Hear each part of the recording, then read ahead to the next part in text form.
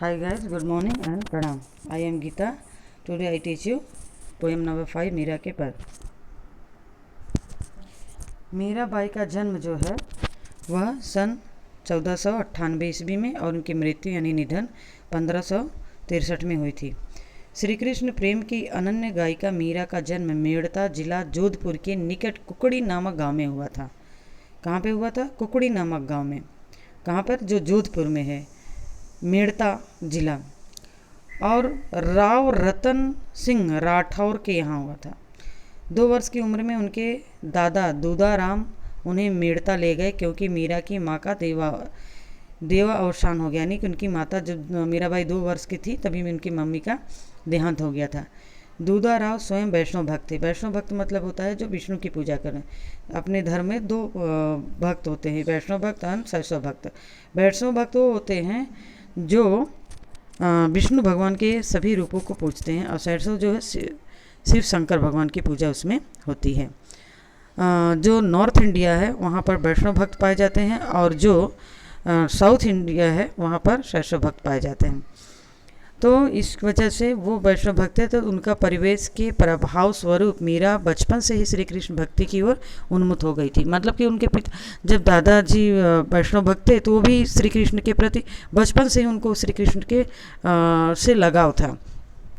यहाँ तक कहा जाता है कि जब बारात वरात जाती थी तो सब छोटे छोटे बच्चे, आप जानते भी, कि क्वेश्चन करते हैं, तब वो बोलती हैं कि मेरा पति कौन है, मेरा पति कौन है। तो उनके जो दादाजी हैं दूधारा, उन्होंने कहा तेरे पति, तू श्री कृष्ण को हमेशा मतलब पूजती है, उनको मानती है, तो तेरे पति जो है श्री कृष्ण है। तभी से लोग कहते हैं कि मीराबाई जो है अपने पति के रूप में उनको श्री कृष्ण को स्वीकार लिया था। ये कहावत है, पता नहीं ये सही है या गलत। फिर मीराबाई की जो है उनका विवाह राणा सांगा के जेठ पुत्र, राणा सांगा के बड़े पुत्र कुंवर भोजराज के साथ तय हो गया। विवाह के 7 वर्ष के बाद भोजराज का स्वर्गवास हो गया। जब विवाह हुआ 7 वर्ष के बाद भोजराज का जो है मृत्यु हो गई। अब वे अपना अधिकांश समय सत्संग एवं पूजा पाठ में बिताने लगी। पारिवारिक यातनाओं में व्यथित होकर विरक्त हुई मीरा तथा पहले वृंदावन, बाद में द्वारिका गई और पूरे जीवन भर वहीं द्वारिका में ही उन्होंने समय व्यतीत किया। उनकी पदावली है मीरा पद। मीरा की जितनी भी पदावली है मीरा पदावली के नाम से प्रचलित हुई है। वो अपने आराध्य देव गिरधर गोपाल की विलक्षण रूप छटा के प्रति उनकी अनन्य आसक्ति अनेक भावनाएं हैं। प्रस्तुत कविता मीराबाई के जो है वह श्री कृष्ण के प्रति वो अपना पूरा संसार छोड़कर अपने श्री आराध्य देव श्री कृष्ण को समर्पण करके और उस कृष्ण भक्ति में वह डूब जाती हैं। और मीरा की भक्ति भाव में डूबने के लिए हंसते हंसते वह सभी सुख दुख को अपना लिया। उन्होंने अपने मार्ग में आने वाली सारी बाधाओं का कभी परवाह नहीं किया, और वह मीरा के अपने श्री कृष्ण आराध्य देव के चरणों में ही चरणों में ही रहना चाहती थी।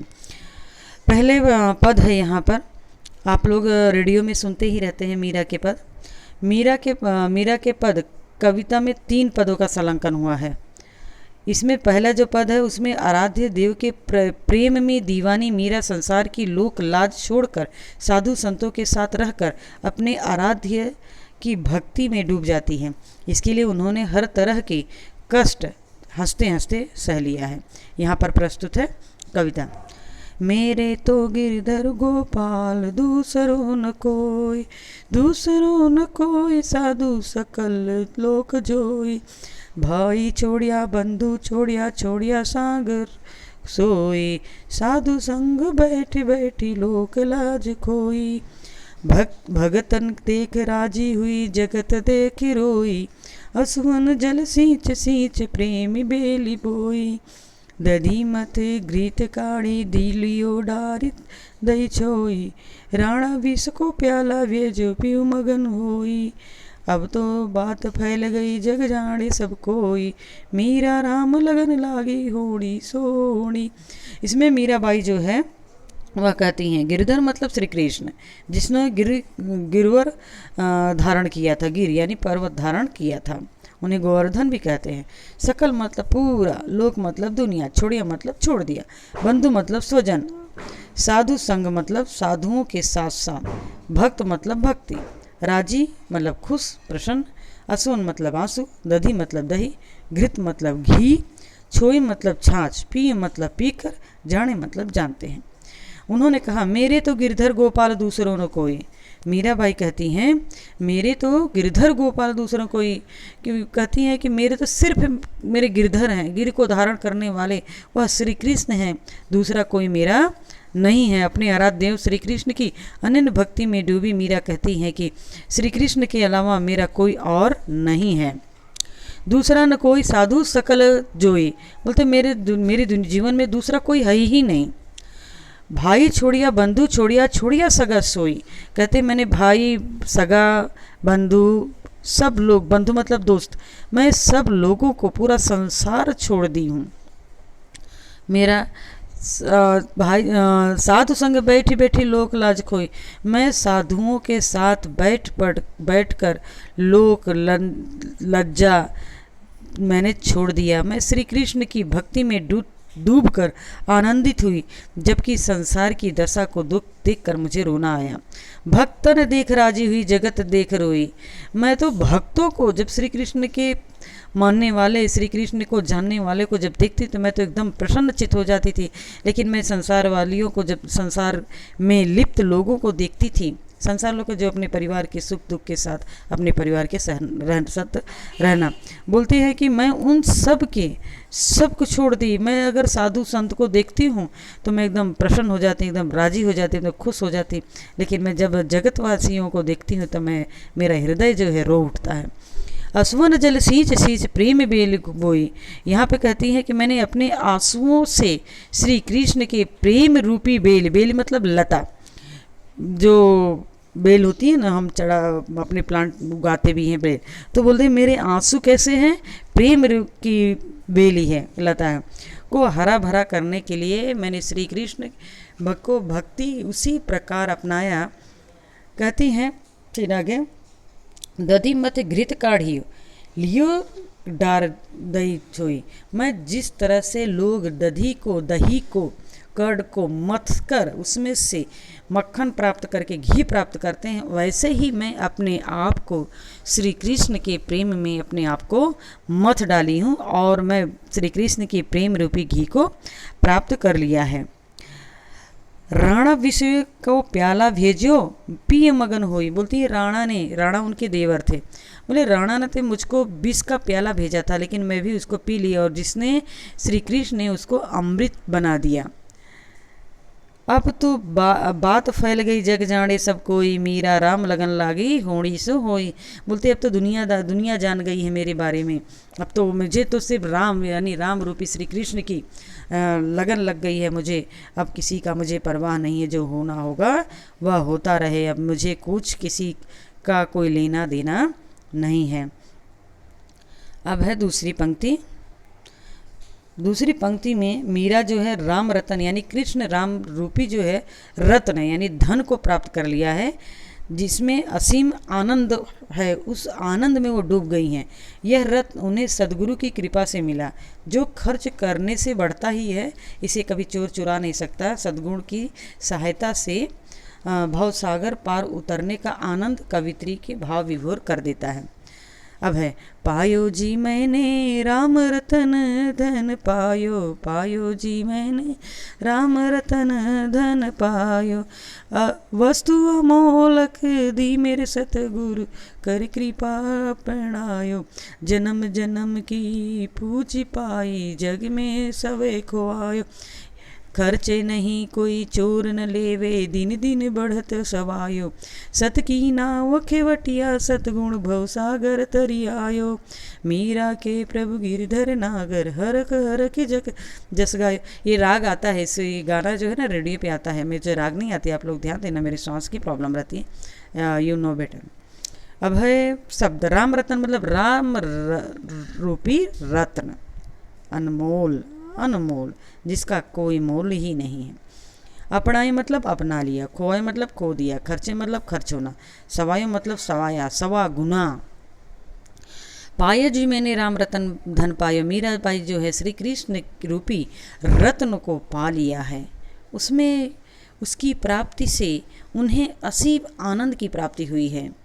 इसे अभिव्यक्त करते हुए मीराबाई कहती हैं कि मुझे श्री कृष्ण के नाम रूपी रत्न प्राप्त हो गई है। यह अनमोल रत्न उन्हें सद्गुरु की कृपा से मिला है।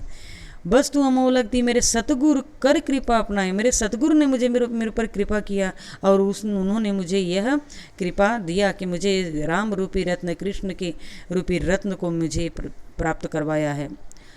जन्म जन्म की पूंजी पाई, जग में सबे खोआए। उन्होंने कृपा करके मीरा के ऊपर जो शरण ली, मीरा कहती हैं कि उन्होंने सब कुछ अपने पूरे जन्म जन्मांतर की जो पूंजी होती है वह सब खोकर वह राम रत्न यानी श्री कृष्ण रूपी रत्न को पाकर वो जन्म जन्म की अनमोल पूंजी इस दुनिया से प्राप्त कर ली हैं। उसमें ही वह बहुत ही खुश है।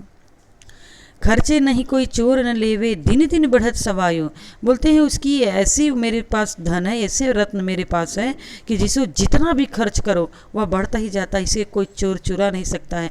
और यह दिन दिन सवाई, सवाई मतलब कि 125, 1 पूरा जैसे अभी केजी में लेना है आपको तो 1 kg और 25 ग्राम, इसको सवा बोलते हैं। बोलते हैं वह डेली एक गुना नहीं 100 गुना वह बढ़ता जाता है। अगर उसे खर्च करें वह कभी खर्च नहीं होता है। श्री कृष्ण का जो प्रेम है वह कभी खर्च नहीं होता, कभी उसे चुरा नहीं लेता, बल्कि यह दिन दिन सवा बढ़ता चला जाता है। सत की नाव खेवटिया सतगुरु भव सागर तरी आयो। यहाँ पे कहती हैं कि मेरे जो सत्य की जो नाव है, मेरे खेवनहार मेरे सतगुरु हैं, यानी उन्होंने अपने यहाँ पर गुरु की महत्ता बताई, जिनकी सहायता से मीराबाई भव सागर को पार कर आई हैं।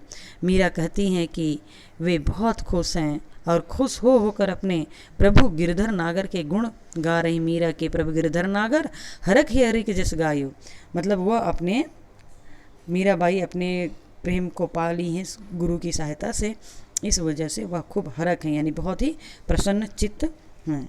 अब हम तीसरा पढ़ते हैं। तीसरे में भी मीराबाई को वही बताया गया है कि वो अपने कृष्ण भक्ति में इतनी तल्लीन हो गई हैं कि पूरे संसार की लोक लाज को छोड़ दिया है। भक्ति की चरम सीमा में पहुंचने का वर्णन किया गया है। इसके लिए लोगों ने मीरा को ताने भी दिए, कष्ट दिए और उनकी जान तक लेने के लिए कार्य को किया, जान लेने का कार्य किया, लेकिन उसमें वो असफल रहे। मीरा जो है अपने गिरधर की कृपा से मीरा को गिरधर की कृपा से किसी ने कोई भी एक छोटी सी खेद यानी छोटा सा दुख भी उनको ना दे सका। यहाँ पर है, ये भी आता है सॉन्ग, आप लोग सुन लेना। पग घुंघरू बांध मीरा नाची रे, पग घुंघरू बांध मीरा नाची रे। लोग कहे मीरा भई बाबरी, सास कहे कुल नासी रे। जहर का प्याला राणा ने भेजो, पीवत मीरा हासी रे। मैं तो अपने नारायण की हो गई, आप ही दासी रे। मीरा के प्रभु गिरधर नागर, बेग हरो अविनाशी रे। यहाँ पर अर्थ है, पग मतलब पैर, घुंघरू मतलब घुंघरू, यानी कि पैर में घुंघरू, जब नाचते हैं लोग तो पैर में घुंघरू बांध लेते। पग घुंघरू बांध कर मीरा नाची रे, मीरा जो है नाच रही है। लोग कहे मीरा भई बावरी, लोग मतलब लोग कहते हैं कि मीरा बावरी मतलब पागल हो गई है। सास कहे कुलनासी, उनकी सास कहती है तो मेरे कुल की नाश करने वाली है। यह कुलनासी मतलब कुल का नाश करने वाली। राणा जी हैं, उन राणा जी हैं मतलब कि जहर का प्याला राणा ने भेजा, जहर का प्याला राणा ने उनको पीने के लिए भेजा था, लेकिन उसको पीते ही मीरा तो एकदम खुश गई, हंसी मतलब हंसी, बोलती मैं तो अपने नारायण की हो गई, आप ही दासी, अपने आप ही उस नारायण उस ईश्वर श्री कृष्ण की मैं खुद ही बन गई। आप ही मतलब खुद, बेग मतलब शीघ्र, अविनाशी मतलब नष्ट नहीं होने वाला, जिसका नष्ट नहीं तो अविनाशी है। अब यहाँ पर पद है, पद घुंघरू बांध मीरा नाची, पद घुंघरू बांध मीरा नाची रे, पग घुंघरू बांध। लोग कहे मीरा भई बाबरी, सास कहे कुल नासी रे, जहर का प्याला राणा जी ने भेजियो, पीवत मीरा हासी रे। मैं तो अपने नारायण की हो गई आपही दासी रे, मीरा के प्रभु गिरधर नागर, बेगहरो अविनाशी रे। यहाँ पे मीराबाई अपने आराध्य देव श्री कृष्ण की भक्ति में डूब गई हैं, इतनी डूब गई हैं, और डूबने के बाद कहती हैं मैं तो श्री कृष्ण की भक्ति के भक्ति में लीन होकर मैंने अपने पैरों में लोक लाज को छोड़कर मैंने अपने पैरों में घुंघरू बांध ली है, और उस घुंघरू बांधने के बाद मैंने जो आनंदित होकर मैं नाचने लगी हूँ, मुझे किसी चीज़ का होश हवास नहीं है। लोग कहते हैं कि मीरा तो मीरा की इस तन्यता को देखकर, इस एक रूपता को, उनको दुनिया से कोई लेना देना नहीं, इस तन्यता में देखकर वो दुनियादारी से अनभिज्ञ हो गई, दुनिया को जानती ही नहीं, दुनिया के बारे में उनको कोई ज्ञान नहीं है। तो लोगों ने उन्हें कहा कि मीरा तो एकदम पागल हो गई, तो बावरी हो गई है। उनकी सास कहे कुलनासी, उनकी सास कहती हैं कि इसने मेरे कुल को, मेरे लाज, मेरे कुल की मर्यादा को इसने नष्ट कर दिया है। मेरे कुल की बहू जो है वह सन्यासियों के बीच वह जाकर नाच रही है, उसे लोक लज्जा कुछ भी नहीं रहता, इसने तो मेरे कुल के इज्जत को नाश कर दिया है। मीरा को मारने के लिए जहर का प्याला राणा जी ने भेजा, पीवत मीरा हंसी रे, मतलब जो राणा है, उनके देवर हैं, उन्होंने इस लोक लाज से बचने के लिए उन्होंने मीरा को जहर भेजा था पीने के लिए, लेकिन मीरा वह पीते हंसते हंसते पी लिए और मीरा को कुछ भी नहीं हुआ। मीरा और भी खुश हो गई, वह हंसने लगी कि मेरी तो रक्षा करने वाले श्री कृष्ण हैं, मुझे किसी चीज़ की चिंता नहीं है, मैं तो अपने नारायण की हो गई आप ही दासी रे। मीरा कहती हैं वो तो अपने आप ही अपने नारायण अर्थात श्री कृष्ण की भक्तिन हो चुकी हैं, उनकी दासी बन गई हैं, उनकी भक्त हो गई हैं, उन्हें किसी से लेना देना नहीं है। मीरा के प्रभु गिरधर नागर, बेग मिलो अविनाशी रे। हे अब कहते हैं कि हे मीरा के प्रभु, मैं भी प्रार्थना करती हूँ, हे गिरधर नागर, हे श्री कृष्ण, आप अविनाशी हो, जिसका कभी नाश न होता है, आप उस दासी की तरह हमें भी मिलो, हमारे भी दुख को दूर करो, और इस दासी से आकर शीघ्र मिलो। हम प्रार्थना करते हैं कि जो दासी है मीराबाई, इनसे आकर आप मिलो। अब मैं जो है यहाँ पर आप सबको ये समझा दी हूँ, PDF भेज दूँगी, क्वेश्चन आंसर लिख लेना, भावार्थ और शब्दार्थ। अस्तु, प्रणाम।